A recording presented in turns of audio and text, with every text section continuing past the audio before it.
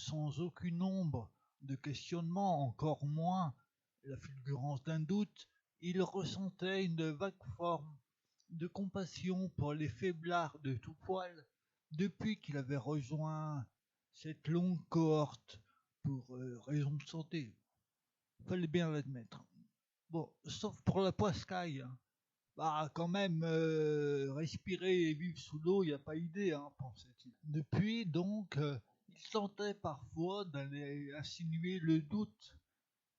Le strike ultime serait d'aller dans une boucherie en même temps qu'un chasseur. Dans une boucherie chevaline, ah, c'était comme tirer sur un corbière. Les gars étaient déjà sur la pente fatale, quoi. Les rares clients, voire la poussière à certains endroits, indiquaient déjà la direction commerciale du machin. Dans la file d'attente polie et disciplinée d'une boucherie pimpante, d'une voix distincte, l'air chafouin, un peu. Il rompait le silence, la douce torpeur consentie et partagée, pensait-il. Dire que jadis un animal se cachait lâchement autour de ces morceaux, leur ruse, leur stratagème à 2 balles, ça me débecte. Il ne récoltait en général qu'incompréhension ou indifférence affichée. Mais si quelqu'un, surtout le boucher, répondait du tac au tac dans la tentative d'humour absurde, ah, ben oui, mais nous, on nous la fait pas. Déstabilisé comme groggy, il acquiesçait, souriait faiblement et payait. S'excusa auprès d'une vieille dame pour un frôlement qu'il n'avait pas fait.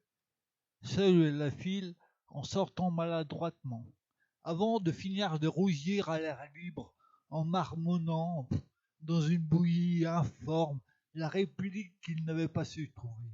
Personne n'avait entendu le faible. Messieurs, dames, les bougres, leur déguisement ne nous abuse pas. Cette réplique l'a réveillé la nuit suivante.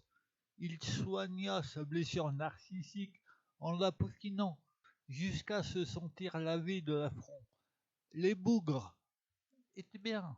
Le mot, un peu désuet, mettait les rigueurs dans sa poche. La vieille dame se sentira en confiance. Un grossier déguisement. Pas mal, bah, fallait du cours, que ça claque, que ça percute. Se déguiser ne nous abuse pas, nous autres. D'un air entendu, lui sembla incluant et acceptable.